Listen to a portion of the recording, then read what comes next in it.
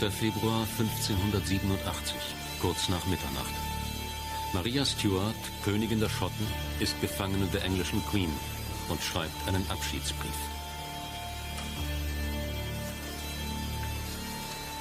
Es ist der Abschied aus dem Leben.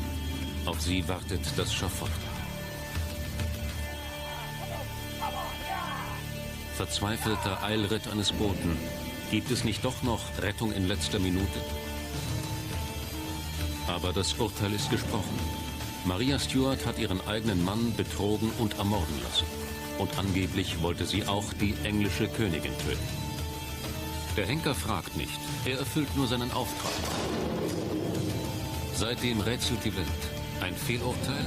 Ist das der Kopf einer ehebrecherischen Mörderin? Schuldig oder nicht schuldig?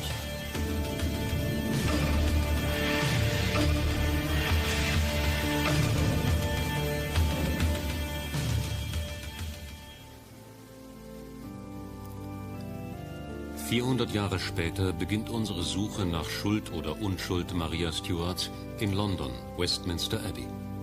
Hier werden die englischen Könige gekrönt. Hier liegen ihre Gebeine. In einem kleinen Seitentrakt auch das Grab der Königin Maria Stuart. Eine Mörderin aus Schottland unter all den englischen Königen. 19 Jahre lang hielt Englands Queen, die Schottin, ihre eigene Cousine gefangen und ließ sie schließlich köpfen.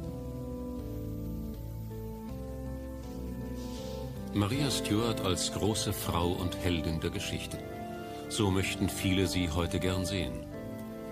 Doch sie hatte Blut an den Händen, sagen ihre Gegner. Ein Egoismus war sie der englischen Königin, die ganz in der Nähe liegt, ebenbürtig. 2 Rivalinnen bis in den Tod. Eine Geschichte von Leidenschaft, Intrigen und Mord.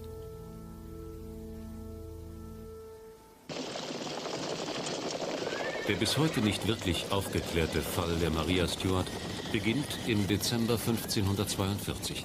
In Schottland tobt Krieg. Das ist damals Alltag. England will den schottischen Nachbarn mal wieder unter seine Vorherrschaft zwingen. Die Schotten wehren sich tapfer, aber in dieser Schlacht zahlen sie einen hohen Tribut. Ihr König, James V., ist schwer verwundet. Schlechte Nachrichten, die hier im schottischen Linlithgow-Palast eintreffen. Doch jede Aufregung schadet. Die Königin liegt im Wochenbett. Der 8. Dezember ist ein kalter Tag. Durch Mauern und Türen des Palastes weht ein eisiger Wind. Es herrscht gespannte Erwartung.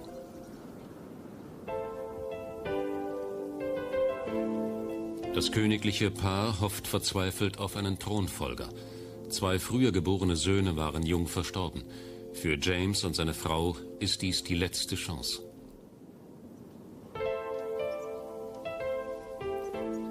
Endlich hallt die Nachricht von der Geburt durch den Palast. Doch die Freude währt nur kurz. Ein Mädchen. König James ist entsetzt. 6 Tage später ist er tot. Und die Krone gehört dem Baby. Maria Stuart, Königin von Schottland. Kein guter Anfang. Der Kriegsgegner England schickt Glückwünsche und einen Heiratsantrag. Ein Vertrag wird geschlossen. Maria Stuart wird die Braut des englischen Kronprinzen Edward. Der ist 1 Jahr alt. Keine Liebe also, sondern raffinierte Politik. Durch die Heirat mit diesem Kind soll Schottland kampflos unter englische Vorherrschaft fallen. Doch die Königin-Mutter spielt nicht mit. Sie verschanzt sich mit Maria auf der Festung Stirling Castle. Damit die kleine Königin auf ihr Land blicken kann, wurde vor 400 Jahren für sie ein Loch in die Brüstungsmauern geschlagen. Maria wächst in einer Zeit des Umbruchs auf. Die Welt des Mittelalters ist ins Wanken geraten. Die katholische Kirche verliert an Macht. Der Protestantismus breitet sich aus.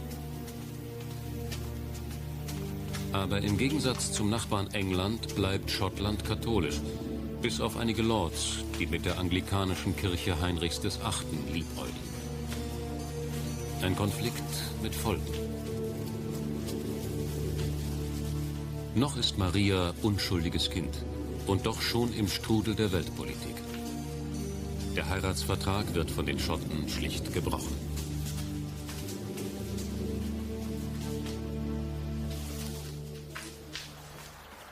Der Hof in London reagiert empört auf den Affront. Der Vater des versetzten Bräutigams, König Heinrich VIII., ist persönlich gekränkt. Heinrich, der in seinem Leben insgesamt 6 Gattinnen verschlissen hat, ist es nicht gewohnt, dass sich Frauen ihm entziehen. Wenn es sein muss, nimmt er sie mit Gewalt. Es ist die gleiche Methode, mit der er sie auch wieder los wird.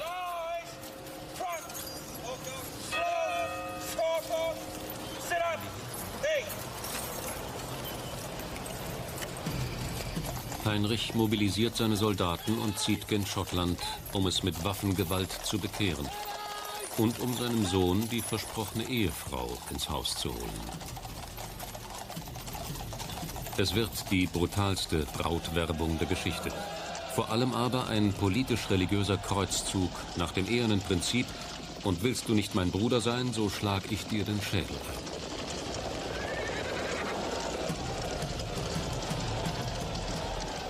ein. Heinrich VIII. Stirbt, doch der Krieg wird mit unerbittlicher Härte fortgeführt. Angsterfüllt lässt Marias Mutter die Koffer packen und flieht mit der 6-Jährigen bei Nacht und Nebel aus Schottland. Der Anfang einer langen Reise.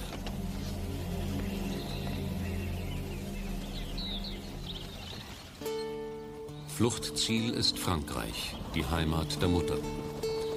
Doch für die Franzosen spielen nicht nur familiäre Bande eine Rolle, auch machtpolitisches Kalkül.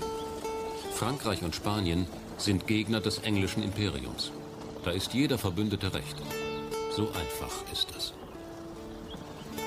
Am französischen Hofe wartet auf Maria ein neuer Verlobter, wieder ein Kind, 1 Jahr jünger als die Braut. Es ist der 5-jährige Thronfolger, der Dauphin Franz. Maria Stuart fühlt sich wohl im Exil. Sie mag die französische Lebensart, wächst zu einer attraktiven jungen Dame heran. Schon früh lernt sie, mit den Männern zu spielen. Frankreich wird ihr Leben, Französisch ihre Sprache. Dann macht sie einen Fehler, der ihr den Tod bringen wird. Maria Stuart beansprucht den englischen Thron. Maria hat nämlich dieselben Vorfahren wie Königin Elisabeth I. Viele sagen, Elisabeth sei ein Bastard und säße zu Unrecht auf dem Thron, weil ihr Vater Heinrich VIII. Sich scheiden ließ und sie aus der 2. Ehe stammt, die der Papst für nichtig erklärt hatte. Heinrich gründete daraufhin einfach seine eigene Kirche, die anglikanische Staatskirche. Als er stirbt, ist Elisabeth die einzige Erbin. Nun bedrängen die Katholiken Maria Stuart, Elisabeth, ihre eigene Großcousine, vom Thron zu stoßen. Provokativ fügt sie das englische Hoheitszeichen in ihr Wappen ein, Grundstein für eine tödliche Rivalität. Tödliche Rivalität auch zwischen den Glaubenslagern. In Schottland predigt vor allem der protestantische Fanatiker John Knox den Hass auf die Katholiken und auf Maria Stuart, die an ihrem Glauben festhält. Auch in der schottischen Bevölkerung, Freiheit liebend und in ihrer Mehrheit katholisch und gegen England gerichtet, gewinnt der neue Glaube seine Anhänger.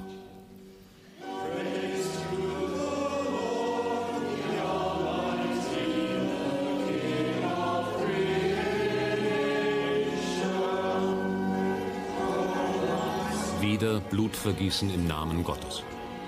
Der von England mit Geld und Waffen angestachelte Glaubenskrieg entzweit nun immer mehr die Schotten selbst. Um dem Blutvergießen ein Ende zu machen, muss Schottland 1560 den Protestantismus zur Staatsreligion erklären. Der Friedensvertrag mit England setzt noch ein Diktat. Maria Stuart darf nie wieder behaupten, sie gehöre auf den Thron in London. Die schottische Königin ist nach wie vor im französischen Exil und scheinbar unbeteiligt. Auch den Friedensvertrag negiert sie. Notre Dame, Paris, 24. April 1558. In der schottischen Heimat tobt noch der Krieg. Da feiert die 16-jährige Maria Hochzeit mit dem Dauphin, wie geplant. Tout Paris jubelt ihr zu. Aber eine Kleinigkeit stört. Die Braut trägt weiß. In Frankreich die Farbe der Trauer. Es ist wie eine böse Vorahnung.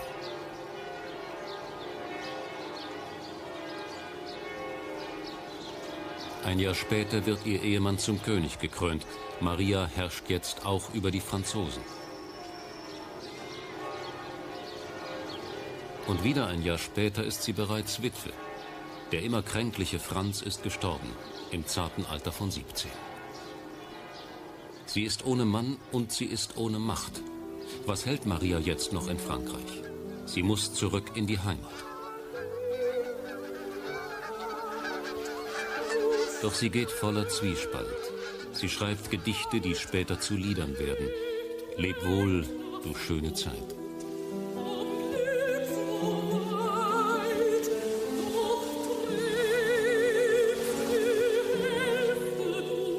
Böse Vorahnungen beunruhigen sie. Falls ich durch ein Unglück in England landen muss, bin ich Königin Elisabeth ausgeliefert. Wenn sie grausam ist, kann sie mich töten. Vielleicht für mich das Beste, aber Gott wird entscheiden. 20. August 1561. Über der schottischen Hafenstadt Leith liegt dichter Nebel. In der Morgendämmerung geht das königliche Schiff unbemerkt vor Anker. Niemand hat so früh mit dem berühmten Passagier gerechnet.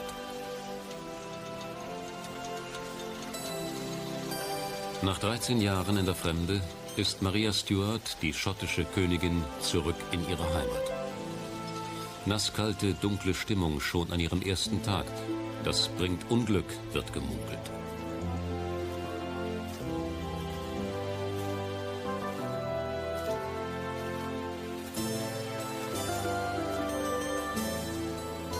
Edinburgh liegt noch im Halbschlaf, als die Königin die Hauptstadt erreicht.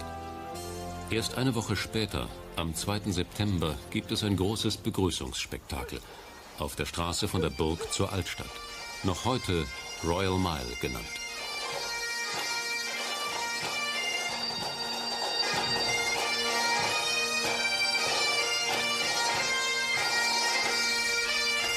Das Volk jubelt. Noch. Seine Königin ist jung und schön. Wer kann ahnen, dass hier eine Zeitbombe tickt?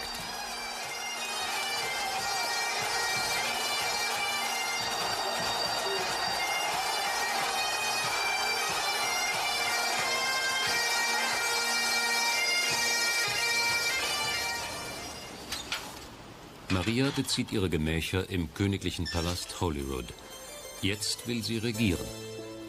Sie schreibt nach England, gemahnt die Cousine Königin Elisabeth an ihren Anspruch auf den englischen Thron.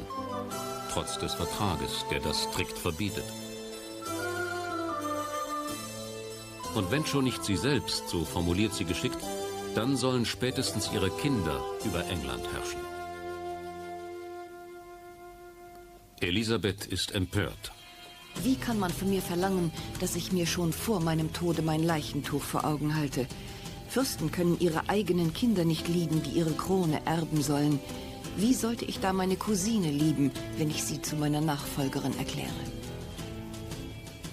Hinzu kommt weibliche Eifersucht. Elisabeth gilt als vertrocknete Jungfer. Maria Stuart aber ist schön und von Verehrern umschwärmt.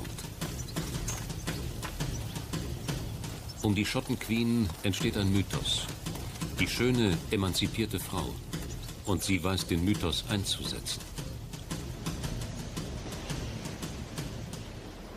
Maria aber fehlen dringend politische Freunde im eigenen Land, das innerlich zerrissen ist. In Schottland haben Clans das Sagen, große Familiendynastien, geführt von Oberhäuptern, die selbstsüchtig um ihre Besitztümer rivalisieren. Ihre Castles sind abweisende Festungen.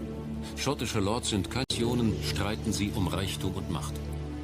Maria Stuart sucht nach einem Weg zwischen den Fraktionen und macht Fehler. Leichtsinnig vertraut sie ihrem Stiefbruder James Stuart, dem späteren Lord Moray, die Staatsgeschäfte an. Damit hat sich Maria eine Laus ins Fell gesetzt. In der St. Gilges-Kathedrale weiß Maria ihren schärfsten Gegner, den berühmt-berüchtigten John Knox, der kalvinistische Dogmatiker. Schon die erste Begegnung macht klar, John Knox ist unerbittlich. Er beschimpft die Königin als störrische Katholikin, als Peinigerin der protestantischen Kirche und der schottischen Gläubigen.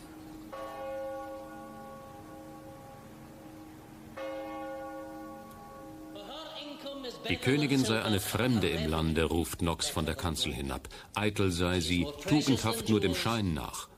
Als Weib sei sie nicht berufen zu herrschen. Religion sei Sache der Männer.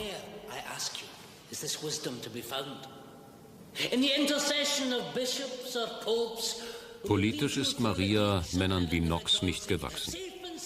Sie muss den Protestantismus als Staatsreligion anerkennen, besteht aber persönlich auf ihrem katholischen Glauben.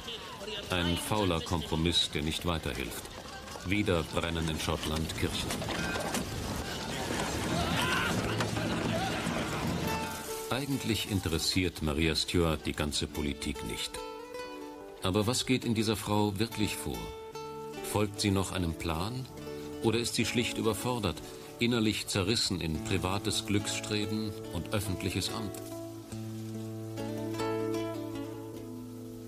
Maria wird als Regentin nicht wirklich ernst genommen. Maria interessiert von Anfang an mehr als Frau.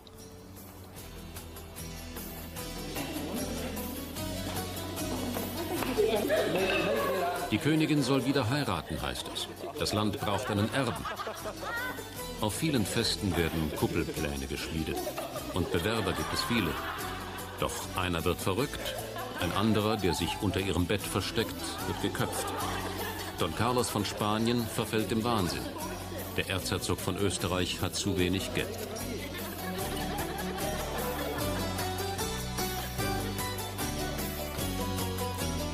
Mit 22 ist Maria nun seit 5 Jahren Witwe. Eine Frau in voller Blüte, schön, verführerisch, erotisch. Jetzt will sie selbst entscheiden über den Richtigen. Doch das entspricht nicht den Regeln der Zeit.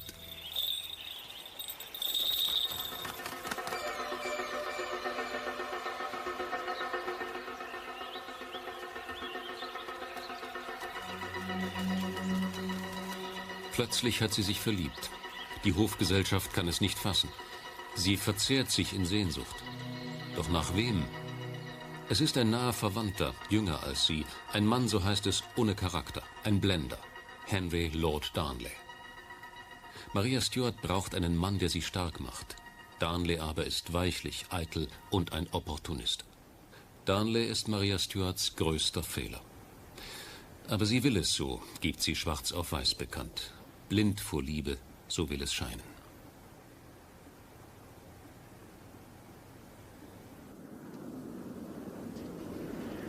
»29. Juli 1565. Die katholische Kapelle im Palast von Holyrood. In den frühen Morgenstunden beginnt hier die königliche Trauung. Aber die Braut ist allein. Henry Darnley, ihr feiger Gemahl, bleibt der Messe fern. Er hat Angst vor den protestantischen Lords. Die Zeremonie ist kaum beendet, da hat Maria von ihrem Gefährten schon genug. Bald darf er sich nicht mehr König nennen, sondern nur noch Gemahl der Königin. Als Maria plötzlich schwanger wird, glaubt kaum noch einer, dass Darnley dazu beigetragen hat.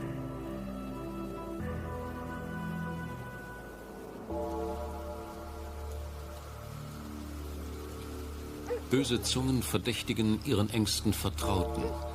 Ein kleiner, hässlicher Italiener mit einem Hang zu buntem Schmuck. Keiner kommt an ihm vorbei. David Rizzio, königlicher Sekretär. Den Hofschranzen politisch suspekt, dem Königsgemahl ein Pfahl der Eifersucht im Fleische. Rizzios Tage sind gezählt. 9. März 1566, Holyrood-Palast. Am späten Abend wird hier eine Bluttat vorbereitet. Maria sitzt mit Freunden beim Souper, darunter Rizzio. Das weiß auch Marias Ehemann, der wie so häufig ausgeschlossen bleibt. Er kennt sich aus, zeigt den Verschwörern die geheimen Treppen in die königlichen Gemächer.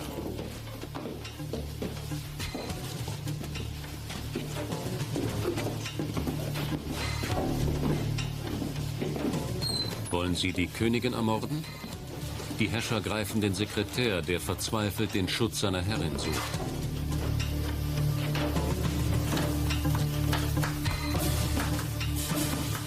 »56 Mal stechen sie zu, vor den Augen der Königin, die im 6. Monat schwanger ist.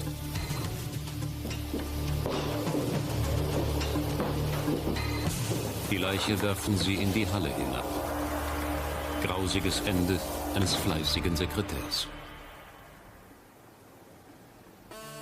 Maria trauert nur kurz. Sie hat andere Sorgen. Sie kennt die Täter und weiß jetzt, wem sie misstrauen muss. Einer hat für immer ihre Sympathie verloren, der eigene Mann. Ein Beweis dafür ist ihre Drohung. In Zukunft bin ich nicht mehr eure Frau. Ich werde keine Ruhe haben, bis ich euch ebenso unglücklich weiß, wie ich es bin. 3 Monate später, am 19. Juni 1566, wird Maria in diesem kleinen Zimmer von einem Sohn entbunden. Der Thronfolger, James VI. Nun ist er also da, der Erbe Marias, mit dem sie ihrer Rivalin in London gedroht hatte. Tatsächlich ist die Junggesellin Elisabeth tief getroffen. Das Leben ist ungerecht. Die Königin von Schottland hat soeben einem Sohn das Leben geschenkt. Ich aber bin nur ein verdorrter Ast. Dennoch wird sie Patin, schickt Geschenke und einen Vorschlag. Maria soll den Protestantismus akzeptieren und auf den englischen Thron verzichten. Erst ihre Kinder dürfen die Engländerin beerben. Maria lehnt ab. Nun wird auch ihr kleiner James zum Spielball der Politik. Herbst 1566. Maria ist auf Inspektionsreise im eigenen Land. In Jedburgh angekommen, erreicht sie eine Nachricht von der Front. Ihr Befehlshaber im umkämpften schottisch-englischen Grenzgebiet ist verwundet worden. Maria ist geschockt.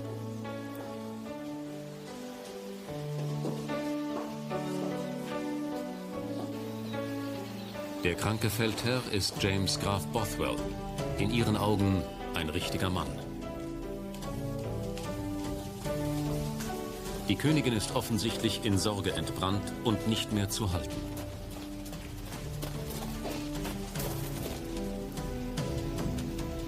Sie reitet wie von Sinnen.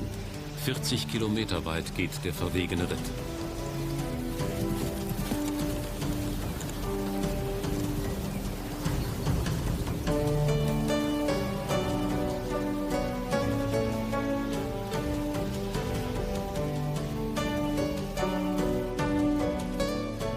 Das Jagdschloss Hermitage Castle. Hier hütet der ledierte Bothwell das Bett. Die Frage ist, treibt Maria purer Patriotismus oder etwa die Sorge um einen neuen Geliebten? Entlastend könnte man einwenden, das Gemäuer ist kaum ein passender Ort für ein Schäferstündchen, noch dazu mit einem kranken Mann. Noch am selben Tag reitet die schottische Königin den weiten Weg zurück nach Jedburgh und wird krank. Vor Erschöpfung oder Wund in der Seele?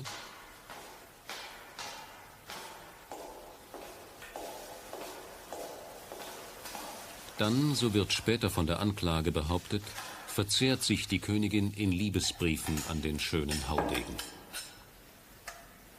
Briefe voll von Schwärmereien und geheimnisvollen Andeutungen. Lasst mich wissen, was ihr in der bewussten Sache beschlossen habt, damit wir miteinander im Einverständnis bleiben und nichts fehlgeht. Lasst mich wissen, was ich tun soll und was auch daraus entstehen möge. Ich werde euch gehorchen. Die Echtheit der geheimnisvollen Briefe wird bis heute angezweifelt. Im Mittelpunkt steht eine silberne Kassette, die Maria Stuart gehörte. Aber stammen auch die Briefe von ihr? November 1566. Der königliche Landsitz Craigmillar vor den Toren Edinburghs. Maria Stuart trifft ihre treuesten Lords. Sie will endlich ein Problem lösen, die Scheidung von Darnley, ihrem Gemahl. Es gebe noch andere Wege, deuten ihre Ratgeber an. Die Königin fragt nicht nach und sagt nicht nein. Sie weiß jetzt, dass bald etwas passieren wird.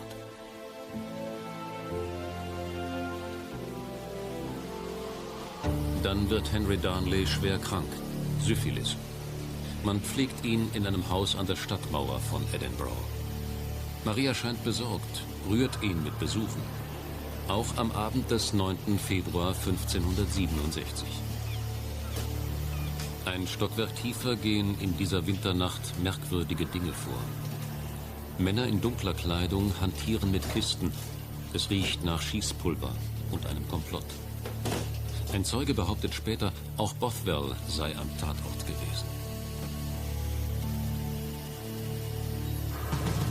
Maria ist vor Mitternacht zurück im Schloss, auf einem Maskenball. Am Morgen wird Edinburgh von einer Explosion geweckt. Darnleys Leiche liegt im Garten des zerstörten Hauses. An Edinburghs Häuserwände wird schnell ein Verdacht gepinselt. Mord.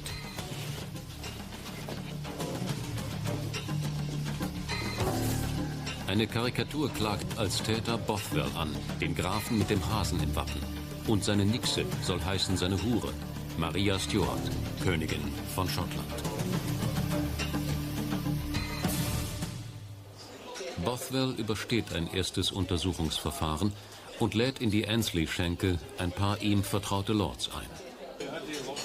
Ein Umtrunk mit verschwörerischem Inhalt. Im Laufe der Nacht bittet Bothwell die Saufkumpanen um Unterstützung. Er will die Königin heiraten.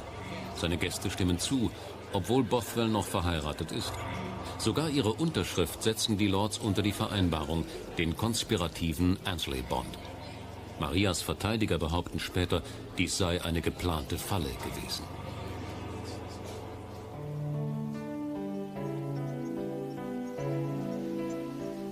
Die Ereignisse der nächsten Tage sind bis heute nicht restlos zu klären. Bothwell entführt die Königin. Aber fest steht auch, Maria wehrt sich nicht. Er bringt sie auf seine Festung Dunbar. Ist dies ein mieses Spektakel, um den Ruf der Königin zu retten? Später schreibt Maria zu ihrer Entlastung an die englische Königin: Obwohl Bothwells Vorgehen grob war, waren seine Worte sanft.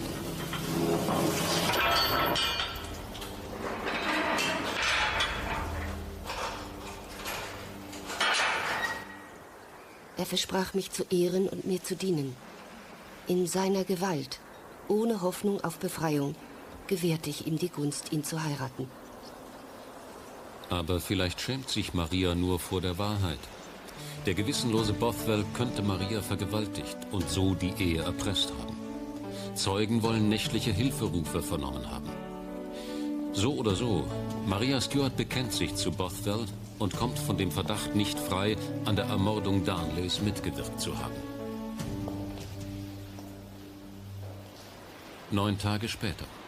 Bothwell und Maria sind zurück in Edinburgh und heiraten. Die Hauptstadt ist wie gelähmt. Ruhe vor einem Sturm. Maria und ihre Männer. Dieses Mal läuft das Fass über. Ein Großteil der Lords zieht gegen seine eigene Königin ins Feld. Hinter einem handgefertigten Banner, das nach Rache für den toten Darnley ruft.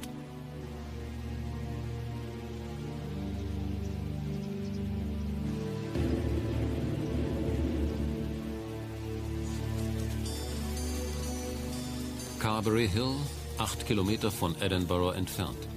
Hier treffen die Truppen aufeinander, die Königstreuen und die Oppositionellen.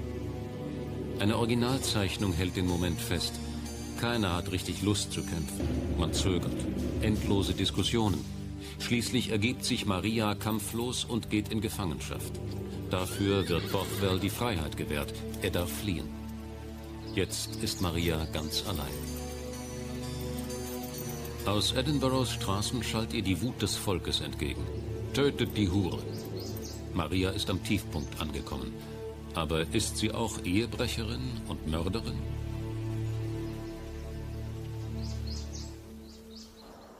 In London liest Elisabeth, die noch immer ohne Mann ist, den Brief ihrer Cousine und antwortet: Ich will euch durch meinen Zuspruch meiner Freundschaft versichern.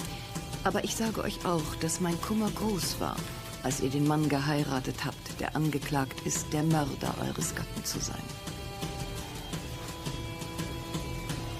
Maria Stuart wird auf eine Festung gebracht, mitten im Loch Leven, umschlossen vom Wasser, eingesperrt hinter dicken Mauern. Kein Kontakt zur Außenwelt. Eine Gefangene ihrer eigenen Lords.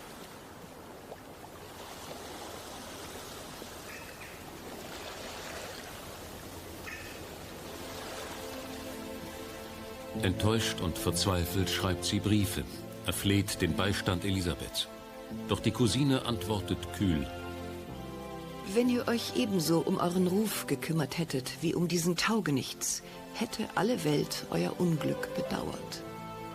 So aber nimmt kaum einer Anteil, als Maria am 8. Dezember 1567 ihren 25. Geburtstag feiert.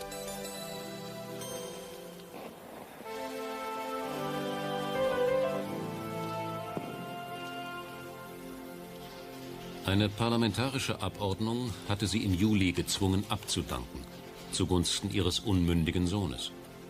Tatsächlich regiert wieder Lord Moray, dieses Mal als Vormund des kleinen James. Doch dann zeigt sich, dass Maria Stuart noch nicht gebrochen ist. Selbst hier unter Arrest findet sie Männer, die ihrem Charme erliegen. Ein verliebter junger Page entwendet die Schlüssel und führt Maria ins Freie.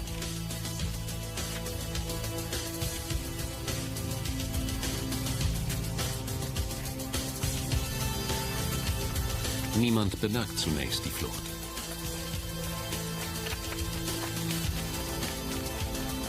Am Steg liegt nur ein Ruderboot.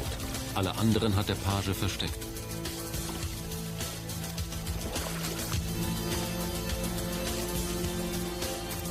An Land haben Verbündete ein Pferd bereitgestellt. 5. Mai 1568. Die Flucht gelingt. Maria will die Krone zurück. Aber sie scheitert noch, ehe der Kampf beginnt. Sie versteckt sich im Kloster Dundren.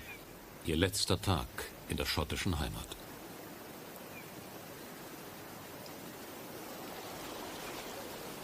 Auf der anderen Seite der Bucht von Solway liegt England. Am nächsten Tag besteigt die Flüchtende ein Fischerboot. Ausgerechnet Elisabeth ist ihre letzte Hoffnung. Brieflich hat sie ihr Kommen angekündigt und ein Gedicht hinzugefügt, das auch zum Lied wurde.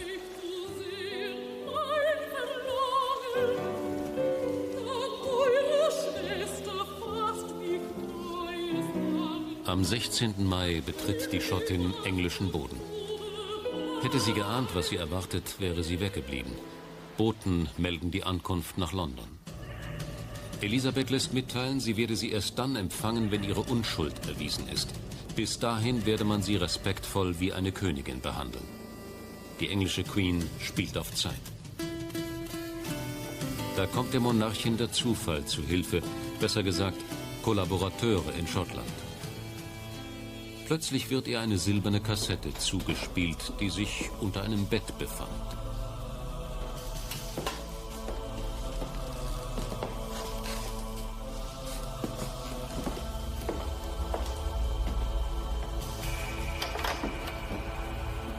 Der Inhalt ist belastend.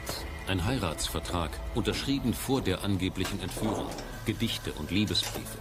Auf den ersten Blick eindeutige Beweise für Marias Untreue und Beihilfe zum Gattenmord.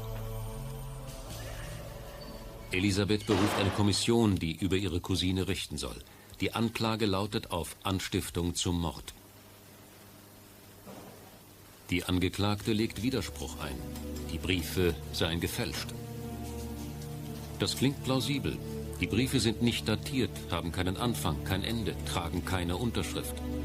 Wurden sie gefälscht und mit Versatzstücken aus Marias wirklicher Korrespondenz verknüpft? Wurde die schöne Schottin reingelegt? Mit diesen zweifelhaften Beweisen ist kein Urteil möglich. Maria Stuart bleibt dennoch unter Arrest, ohne rechtliche Handhabe. Jetzt wird sie zur Märtyrerin.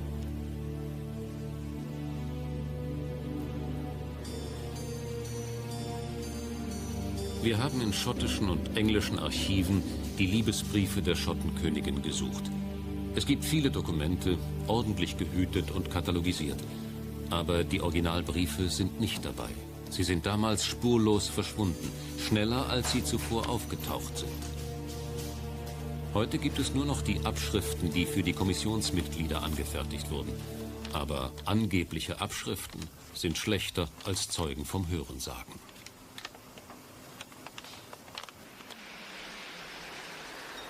Maria Stuart bleibt gefangen. Die Burgen wechseln, die Bewacher auch. Der verliebte Herzog von Norfolk will sie heiraten und befreien. Elisabeth lässt ihn hinrichten. Wieder ein toter Mann in Marias Leben. Jetzt wird es für die Schottin eng. Immer weniger Bedienstete dürfen in ihre Nähe. Briefe an den Sohn werden nicht mehr ausgehändigt. Der kleine James, so muss sie hören, wird protestantisch erzogen und im Glauben, dass seine Mutter eine Mörderin ist. Die Nachricht, dass Bothwell dem Wahnsinn verfallen und gestorben ist, interessiert sie nicht mehr. Maria wird immer häufiger krank. Ihre Schönheit verwelkt. An Elisabeth schreibt sie: Ich muss euch sagen, dass meine Kräfte nicht ausreichen, um weiterhin diese Behandlung zu ertragen. Ich bin in eurer Hand, aber ich erkläre, dass ich euch zu all dem keinen Anlass gegeben habe.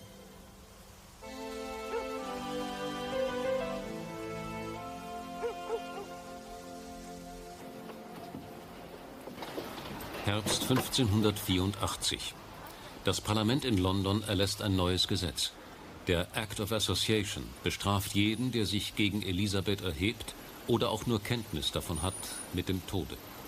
Dann aber heißt es, wenn die englische Königin gewaltsam stirbt, verlieren auch Maria Stuarts Kinder das Recht auf den englischen Thron.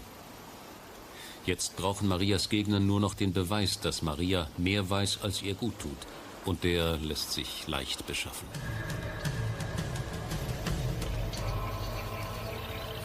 Frühsommer 1586. Wieder ist ein Mann in Maria Stuarts Leben getreten, Sir Babington. Von irgendjemand ermuntert, schickt er Maria die Nachricht, mit Hilfe der katholischen Spanier könnte sie anstelle der englischen Königin intronisiert werden.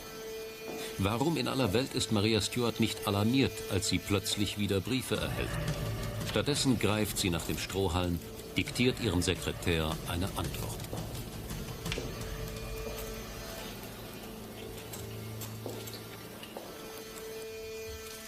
In einem Bierfass wird die explosive Korrespondenz nach außen geschafft. Der Bierkutscher ist eingeweiht.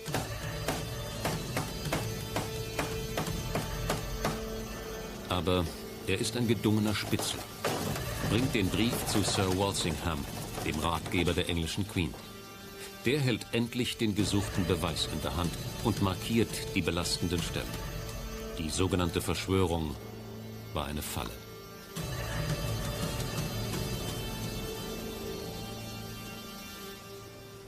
Elisabeth befiehlt einen Hochverratsprozess.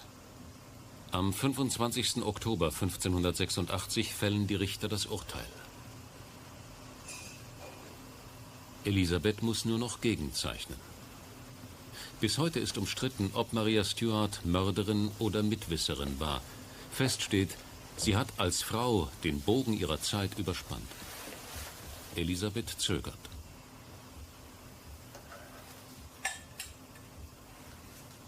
»1. Februar 1587. Elisabeth unterschreibt. Tod auf dem Schafott.«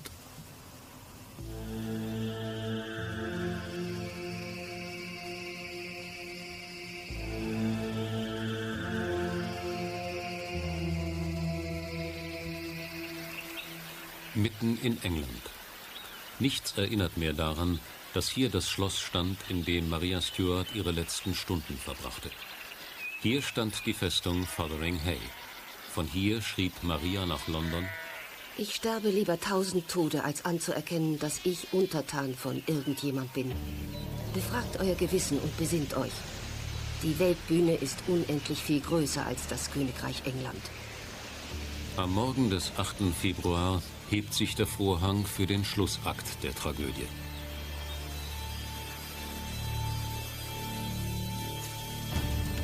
Maria Stuart wählt für ihren letzten Gang ein rotes Unterkleid. Das Blut soll nicht zu sehr auffallen. Auch ist rot die Farbe der Märtyrer.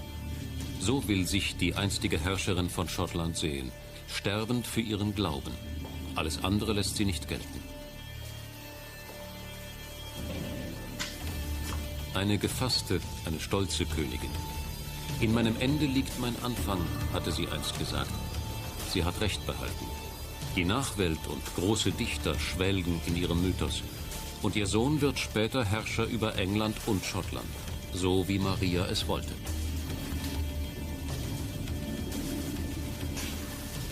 Dreimal schlägt der Henker zu.